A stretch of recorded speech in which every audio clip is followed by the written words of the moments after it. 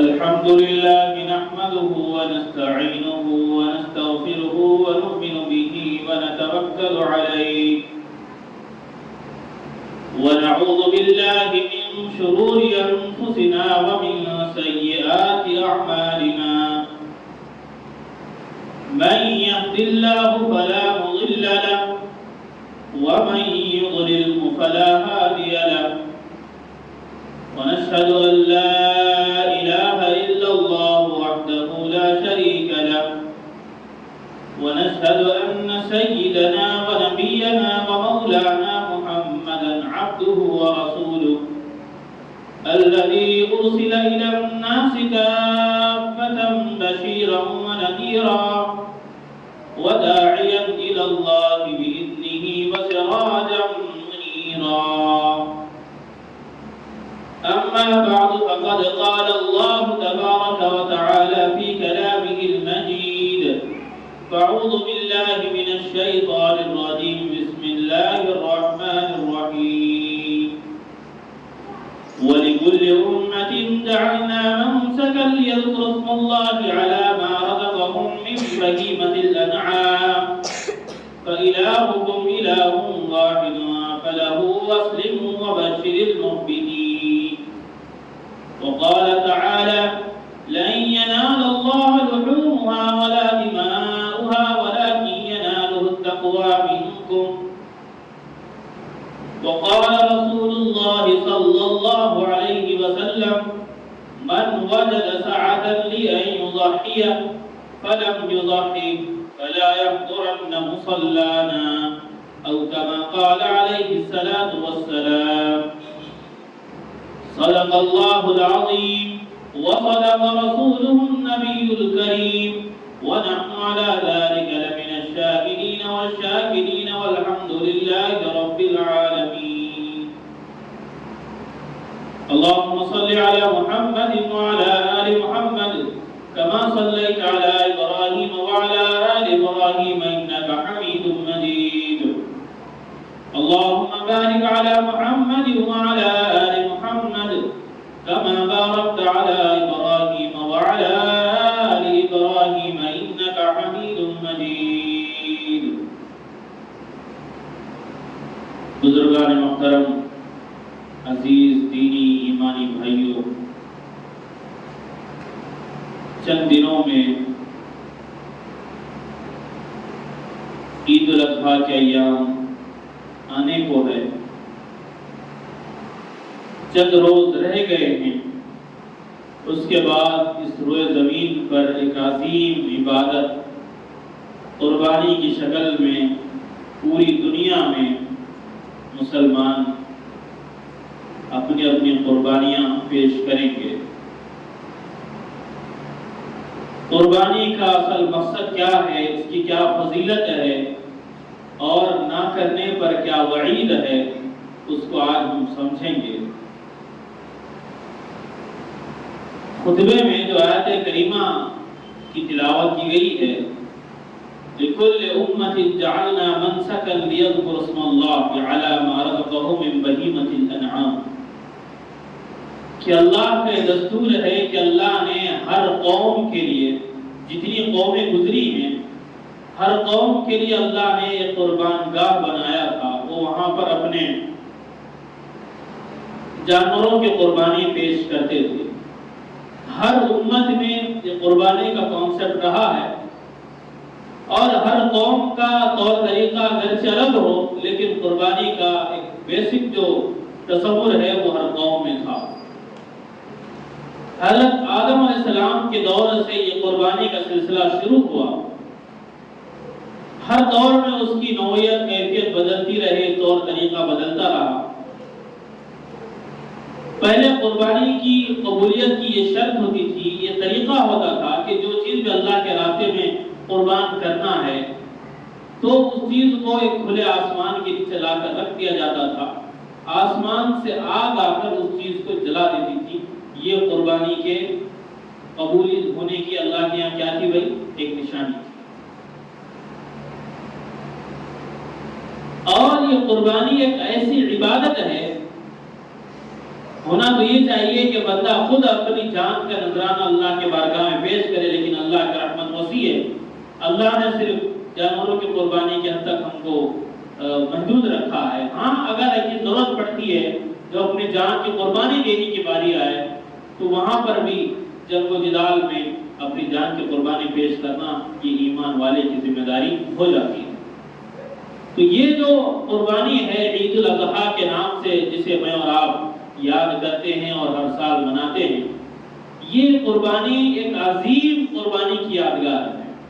یہ قربانی کس کی یادگار ہے بھائی؟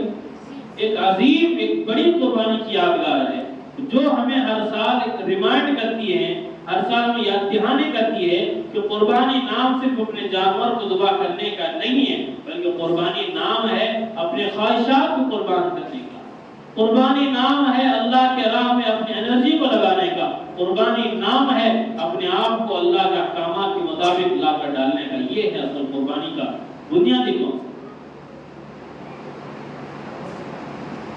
تو یہ جو قربانی شروع ہوئی ہے اس کی ابتدا کہاں سے ہوئی؟ ہم اچھی طرح جانتے ہیں اس کی ابتدا اللہ کے خلیل ابو الانبیاء سیدنا حضرت ابراہیم علیہ السلام کے دور سے یہ جو قربانی عید الاضحیٰ کی ہے وہاں سے شروع ہوئی۔ ایک باپ جس کی عمر، ایک بوڑھا جس کی عمر 86 سال ہو، 86 سال ہو، یا بعض روایات کے مطابق 90 سال ہو، اور اس پوری عمر میں اللہ نے اسے اولاد سے نہ نوازا ہو، تو سوچئے جب اس کو اولاد اس عمر میں مل جائے تو اس کی خوشی کی کیا انتہا، اس کی خوشی کا کیا عالم ہوگا۔ تو حضرت ابراہیم علیہ السلام کو اللہ نے 86 سال یا 90 سال کی عمر میں اولاد سے نوازا۔ بڑھاپے کی حالت دعائیں کرتے رہے حضرت ابراہیم علیہ السلام، رب ہب لی من الصالحین، رب ہب لی من الصالحین۔ تو اللہ نے اولاد کی نعمت سے کب نوازا بھائی؟ کتنے سال کی عمر میں؟ 90 سال کی عمر۔ سوچئے کہ اتنا عمر کا ایک حصہ گزرنے کے بعد، ایک انسان کی جو طاقت ہے وہ ایک طاقت گزرنے کے بعد جب انسان پر کمزوری طاری ہوتی ہے، ایسے وقت میں اللہ رب العالمین نے اولاد کی نعمت سے نوازا، جس کو دنیا اسماعیل ذبیح اللہ کے نام سے جانتی ہے۔ فبشرناہ بغلام حلیم۔ تو اللہ نے بشارت سنائی حضرت ابراہیم علیہ السلام کو ایک ایسے بیٹے کی جو اپنے اندر ایک بردباری کی صفت رکھتا ہے، جو اپنے اندر ایک حلم کی صفت رکھتا ہے، ایسے لڑکے سے اللہ نے آپ کو نوازا۔ اور ہم دیکھیں حضرت ابراہیم علیہ السلام کی پوری زندگی جو ہے وہ الگ الگ قربانیوں سے، امتحانات سے، پریشانیوں سے، مصیبتوں سے گھری ہوئی ہیں، قدم قدم پر امتحانات۔ جب توحید کا پیغام عام کیا تو سب سے پہلے جو مخالفت ہوئی وہ باپ کی شکل میں آزر نے کی، پھر لوگوں کو دعوت دینے لگے تو پھر لوگ دشمن ہو گئے۔ جب بادشاہ کے دربار میں توحید کا پیغام سنایا تو بادشاہ کیا دشمن ہو گیا، اس نے آپ کو آگ میں ڈالنے کا فیصلہ کیا اور ایسی آگ پھینکائی گئی، پھر اس میں حضرت ابراہیم علیہ السلام کو پھینکا گیا۔ اللہ کی مدد سے، اللہ کی نصرت سے حضرت ابراہیم علیہ السلام اس آگ میں بالکل سلامت رہے، کسی طرح کی کوئی ان کو وہاں پر پریشانی مصیبت نہ اٹھانی پڑی۔ اللہ نے کہا یا نار کونی بردا وسلاما علی ابراہیم، اے آگ تو ابراہیم پر ٹھنڈی ہو جا اور سلامتی والی بن جا، یعنی کوئی نقصان نہ پہنچا۔ آگ میں ہے ابراہیم علیہ السلام کئی دنوں تک، بعض روایات میں آتا ہے 40 دن تک، چاہے جتنے دنوں تک رہے ہوں آگ کے اندر رہنا کہ بچوں کا کھیل ہے، لیکن اللہ کی مدد شامل حال تھی۔ یہ باپ کی شکل میں مخالفت اور حکومتی سطح پر آپ کی مخالفت ہوئی، اور تیسری بات یہ ہے آپ کو آگ میں ڈالا گیا، اور چوتھی بات یہ ہے کہ آپ بالکل اپنے وطن سے نکل گئے، ہجرت کی آپ نے، اپنے رشتہ داروں کو چھوڑا، اپنے باپ کو چھوڑا، سب کو چھوڑ کر آپ کیا ہوئے وہاں چھوڑ کر چلے گئے۔ اللہ کا حکم ہوا جانے کا تو مکہ مکرمہ جا کر آباد کیا۔ آج جو مکہ مکرمہ والی پھیلی ہوئی ہے، یہ آج ہے۔ جب حضرت ابراہیم علیہ السلام وہاں پر گئے تھے تو وہاں سوائے پہاڑ کے چٹیل میدان کے کچھ نہیں تھا۔ حضرت ابراہیم علیہ السلام نے مکہ کو کیا کیا بھائی؟ آباد کیا۔ مکہ کو آباد کرنے والے کون ہیں؟ حضرت ابراہیم علیہ السلام۔ تو وہ آباد کیا۔ وہاں پر جانے کے بعد پھر آزمائش کا سلسلہ جاری رہا۔ جب اتنی لمبی عمر کے بعد اللہ نے بیٹے کی نعمت سے نوازا تھا، اولاد کی نعمت سے نوازا تھا، تو اللہ نے چاہا کہ اب ابراہیم کا امتحان لیا جائے علیہ السلام۔ اللہ نے کیا چاہا؟ ابراہیم کا پھر کیا لیا جائے؟ امتحان لیا جائے۔ پھر اللہ نے کہا کہ بھئی اپنی بیوی کو اور اپنے بچے کو اس بے آب و گیا جگہ میں، یعنی اس مکہ مکرمہ کی چھٹی میدان میں چھوڑ کر چلے جاؤ۔ تو وہاں پر کچھ کھانے پینے کا انتظام تھوڑا سا کیا چند روزہ، اس کے بعد حضرت ابراہیم علیہ السلام وہاں سے چلے گئے۔ اب یہاں پر ایک سلسلہ شروع ہو گیا، وہ جو رہ گیا تھا تھوڑا بہت کھانا وہ ختم ہو گیا۔ ایک ماں ہے اور ساتھ میں ایک چھوٹا سا بچہ حضرت اسماعیل علیہ السلام کی شکل میں ہے۔ ماں بیٹے کے علاوہ کوئی بندہ، کوئی مخلوق وہاں پر نہیں تھی۔ اب ظاہر بات ہے مکہ کی گرمی، پہاڑوں کی گرمی، چٹیل میدان، نہ وہاں ہریالی، نہ جھاڑوں کا انتظام، نہ کسی طرح کی کوئی ہوا کا انتظام۔ ایسی جگہ پر جب پانی کی ضرورت محسوس ہوئی تو واقعہ مشہور ہے کہ حضرت حاجرہ علیہ السلام نے تو چکر لگائے صفا مروہ، جو پہاڑی آج بھی مکہ مکرمہ میں ہے، وہ کیے بغیر نہ حاجی کا عمرہ مکمل ہوتا ہے نہ حج مکمل ہوتا ہے۔ وہ اللہ نے وہ ادا اللہ کو پسند آئی کہ 7 چکر ماں نے اپنے بیٹے کی پیاس بجھانے کے خاطر، اس کی غذا کے خاطر جو چکر لگائے ہیں، اللہ کو ادا اتنی پسند آئی کہ رہتی دنیا تک کے لیے اللہ نے ہر حاجی کے ذمہ وہ لازم کر دی۔ تو پھر اللہ نے غیبی اعتبار سے وہاں پر ایک کنویں کا انتظام کیا جسے آج دنیا زمزم کے نام سے جانتی ہے، اور اللہ نے اس میں اتنی برکت رکھی کہ ہر دن کروڑوں لیٹر پانی پوری دنیا میں وہاں سے سپلائی ہوتا ہے۔ لوگ حاجی لوگ لے کر جاتے ہیں لیکن ابھی تک وہ پانی ختم نہیں ہوا۔ اللہ نے برکت رکھی اس میں۔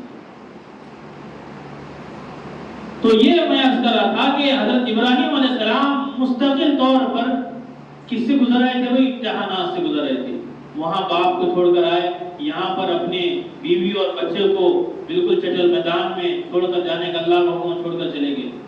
پھر جو بچہ بڑا ہوا تھوڑا سا، اب ایک باپ کو امید ہوتی ہے کہ میں تو کمزور ہو گیا ہوں، اب بچہ میرا کیا ہے بھائی تھوڑا سا بڑا ہو گیا ہے، اب یہ میرا ساتھ دے گا، اب یہ میرا بازو بنے گا، اب یہ میرے کام آئے گا، تو باپ کو امید رہتی ہے۔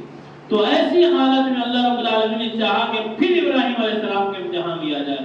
تو اللہ نے خواب میں یہ دکھایا کہ حضرت ابراہیم علیہ السلام اپنے بیٹے حضرت اسماعیل علیہ السلام کو ذبح کر رہے ہیں۔ اور انبیاء کے جو خواب ہوتے ہیں وہ خواب بالکل سچے ہوتے ہیں، بالکل حقیقت پر مبنی ہوتے ہیں۔ اللہ کبھی ان کو وحی کے ذریعے بات بتاتا ہے، کبھی خواب کے ذریعے کوئی حکم انبیاء کو دیا جاتا ہے۔ تو خواب پورا کرنا تھا۔ صبح اٹھے، اپنے بیٹے کو بلایا اور پوچھا کہ میں دیکھ رہا ہوں یا بنی انی ارى فی المنام انی اذبحک فانظر ماذا ترى۔ اے بیٹے میں نے خواب میں دیکھا ہے کہ میں تمہیں ذبح کر رہا ہوں۔ اللہ کا حکم ہے کہ میں تمہیں کیا کر رہا ہوں؟ ذبح کر رہا ہوں۔ فانظر ماذا ترى، تمہاری کیا رائے ہے، تمہاری کیا اس پر رائے ہے؟ تو بیٹا بھی موتیوں پر بردار بیٹا تھا، اس نے کہا یا ابت فعل ما تؤمر ستجدنی انشاءاللہ من الصابرین۔ کہ ابا جان، آپ کو جو حکم دیا گیا ہے آپ اس حکم کو بجا لائیے، اس حکم کو پورا کیجیے، آپ بغیر سوچے سمجھے آپ مجھے صبر کرنے والوں میں پائیں گے۔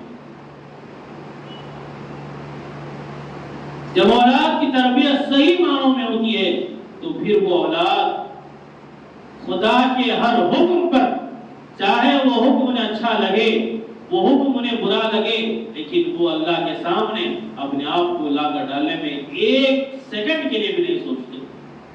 تو یہ اولاد کی تربیت اس طرح ہونی چاہیے کہ وہ آنے والی ہر تقاضے پر لبیک کہنے والے بنے. یہ بھی ہمیں سبق ملتا ہے. بے شمار ہم کو اسباب ملتے ہیں انبیاء کے واقعات سے. آج جو بات عرض کرنی ہے وہ قربانی کے تعلق سے. تو بیٹے نے کہا آپ کو جو حکم دیا گیا ہے آپ اس کو بجا لائیے, آپ اس کو مکمل کیجیے. تو حضرت ابراہیم علیہ السلام اپنے بیٹے کو لے کر نکلے ذبح کرنے کے لیے, ان کو اللہ کے راستے میں قربان کرنے کے لیے. اللہ کا حکم تھا, یہ آزمائش تھی, اللہ کی امتحان تھا.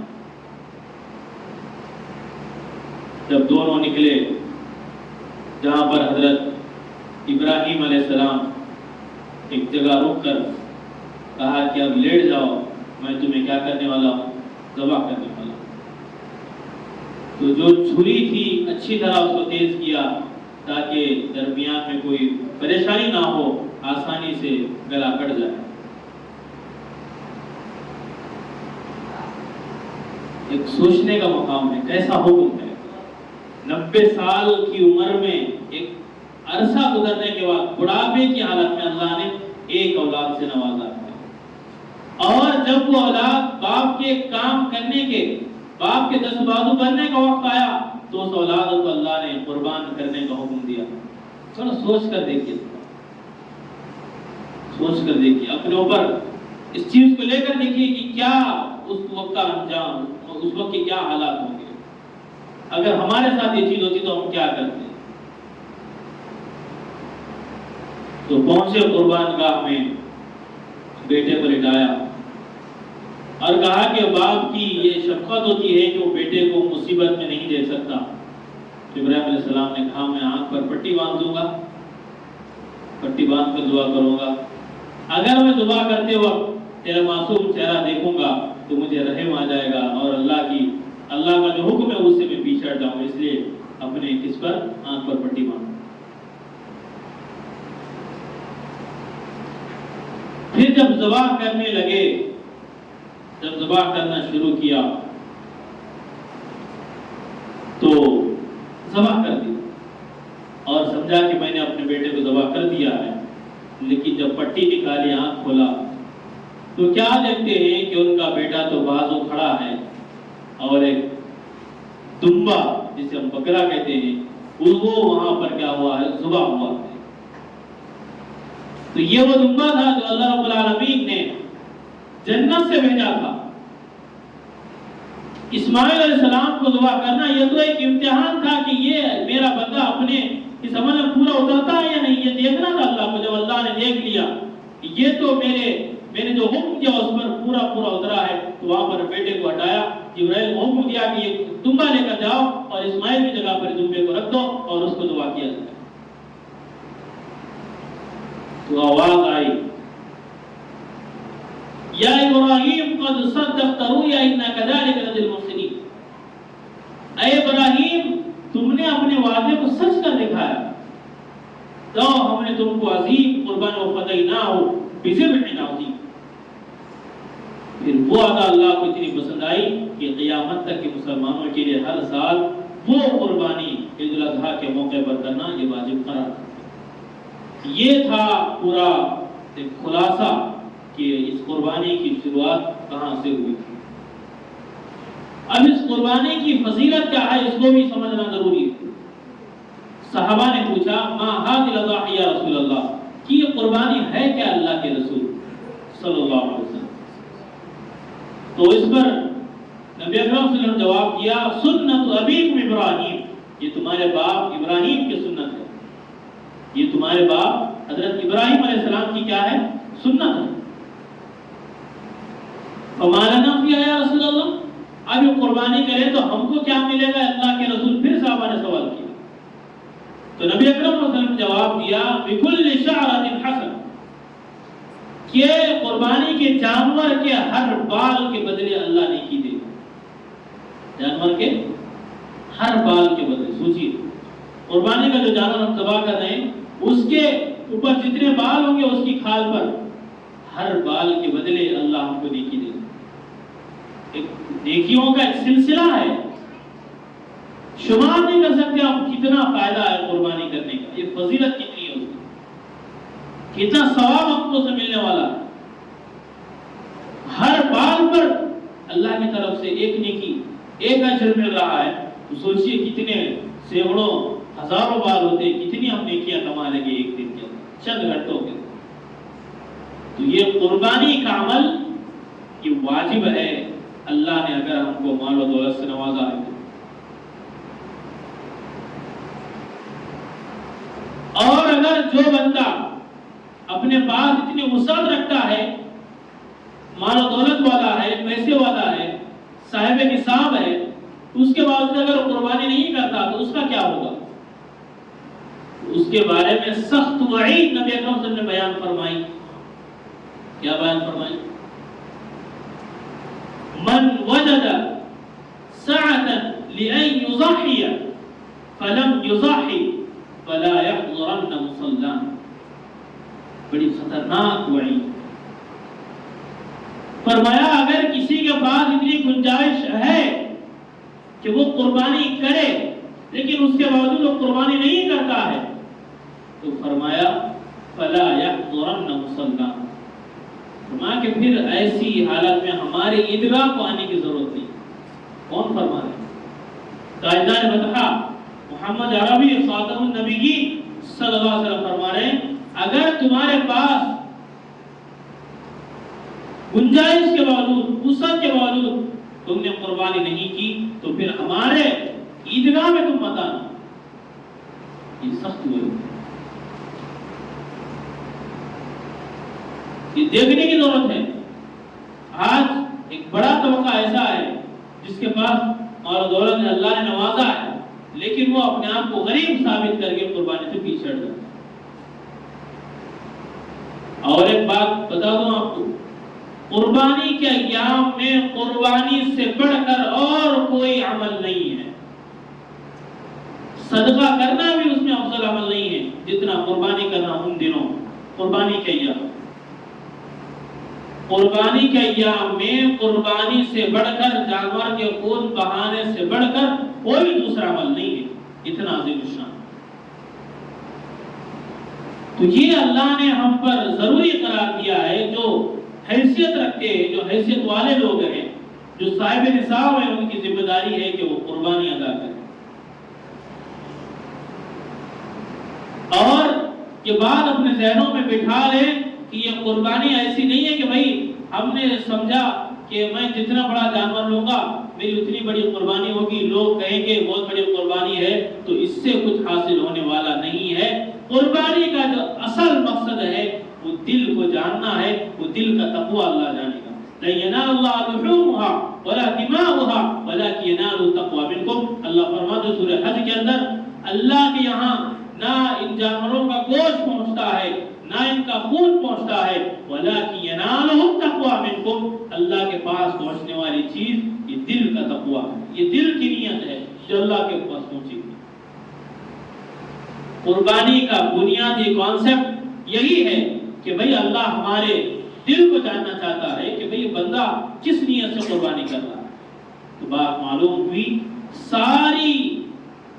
سارے اعمال کا دار و مدار نیتوں پر ہے۔ انما الاعمال بالنیات، سارے اعمال کا دار و مدار کس پر ہے بھئی؟ نیتوں پر۔ تو ہم کوشش کریں کہ قربانی کے عمل کو کریں گے انشاءاللہ، کریں گے انشاءاللہ۔ جس کو اللہ نے نوازا ہے تو بالکل ایک پورا جانور قربان کریں، اور اللہ نے کسی کو مطلب کم رکھا ہے، مطلب وہ بھی قربانی کرنا چاہتے ہیں تو ان کے لیے حصے کا انتظام ہے کہ وہ بڑے جانور کے اندر حصے بھی لے سکتے ہیں۔ ایک بڑے جانور میں 7 حصے ہوتے ہیں کہ 7 لوگ مل کر بھی کیا ہے ایک جانور لے سکتے ہیں، اور بکرا ایک حصے کے اعتبار سے آتا ہے، بکرے میں ایک ہی حصہ ہوتا ہے تو وہ اس کو کر سکتے ہیں۔ مطلب جتنی ہماری حیثیت ہے اس کے مطابق کرنے کی پوری کوشش کریں، کیونکہ بڑی فضیلت والی، بڑی اہمیت والی چیز ہے۔ قربانی کے ایام میں قربانی سے بڑھ کر اور دوسری کوئی عبادت نہیں ہے، اس بات کو ہم ذہن میں رکھیں۔ کیونکہ آج کل چند دنوں کے بعد ہو سکتا ہے ہر سال وہ بات چلائی جاتی ہے کہ بھئی قربانی کرنے سے اچھا ہے کہ تمہارے گھر کے پاس جو غریب ہے تو ان پیسوں سے ان کی مدد کرو، ہے نا، ایسا چلتا ہے۔ قربانی کرنے سے اچھا ہے کہ بھئی غریب کی بیٹی اس کی شادی تم کراؤ اسی قربانی کے پیسوں سے، دیکھیے ایک بات یاد رکھیے کہ دو نیکیوں کو کمپیئر نہیں کیا جاتا، دو نیکیوں کو کمپیئر نہیں کیا جاتا۔ صدقہ کرنا بھی ایک نیکی ہے، قربانی کرنا بھی ایک نیکی ہے، دونوں کو ہم کمپیئر کر رہے ہیں کہ بھائی اس کے بجائے یہ کرو، اس کے بجائے یہ کرو، یہ مناسب نہیں۔ نیکی کو نیکی سے کمپیئر نہیں کیا جائے گا۔ اگر وہ ایسی ہوگا کہ بھئی حج کو جانے سے اچھا ہے کہ بھئی غریبوں میں اپنے پیسے کو بانٹو، غریبی دور ہو جائے گی، بھئی جس پر حج فرض ہے اس کا حج کرنا ضروری ہے، اور جس کا اللہ نوازا ہے اس کا صدقہ کرنا ضروری ہے، دونوں الگ الگ چیزیں ہیں۔ ہم دو نیکیوں کو ایک ساتھ کمپیئر کرتے ہیں تو وہاں پر مسئلہ کیا ہو جاتا ہے؟ ٹیڑھا ہو جاتا ہے۔